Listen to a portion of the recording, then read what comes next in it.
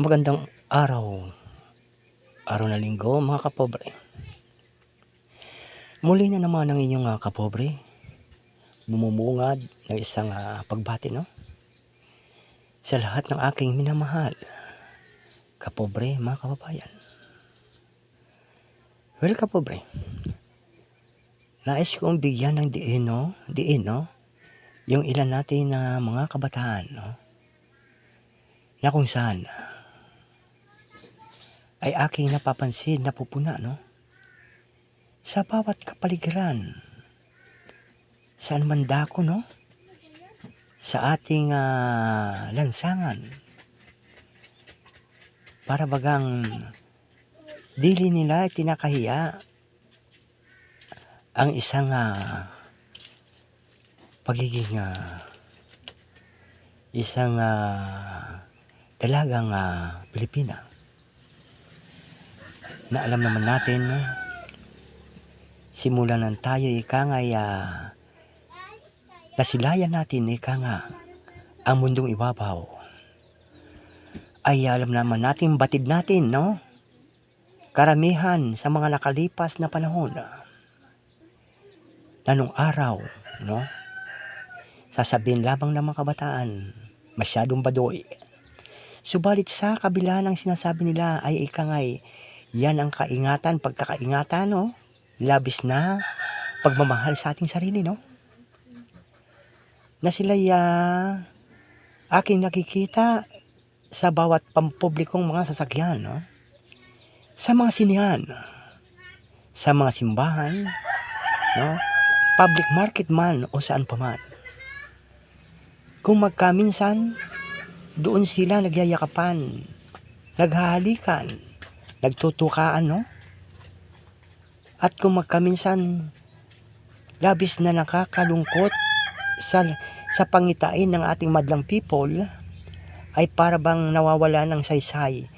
yung respeto sa pagiging babae ng bawat isa ng ating kabataan. Dahil alam naman natin na sa kanilang nararamdaman, batid natin hindi natin ikangaya sadyang mapipigilan pero sa kabila ng ating ikangaya nais na maipabot paalala lamang ito na wag tayo ikangaya papadala sa silakbo ng ating damdamin dahil yan minsan nagpapahamak nagpapahamak sa ating sarili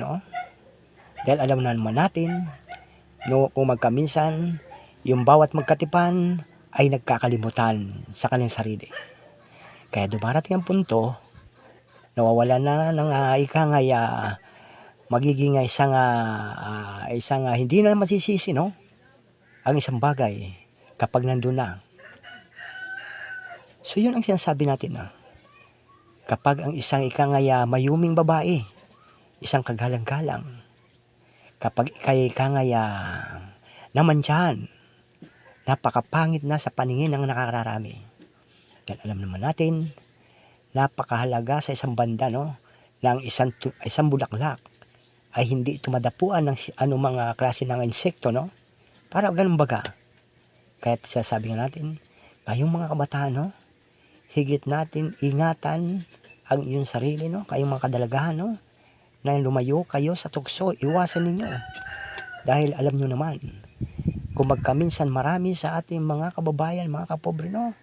ang inyong mga magulang labis ang paghihirap, pagsusumikap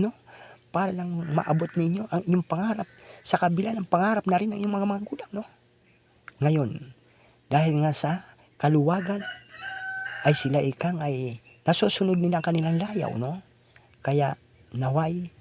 pag-isipan niyo mga kabataan huwag tayo magpadalos-dalos,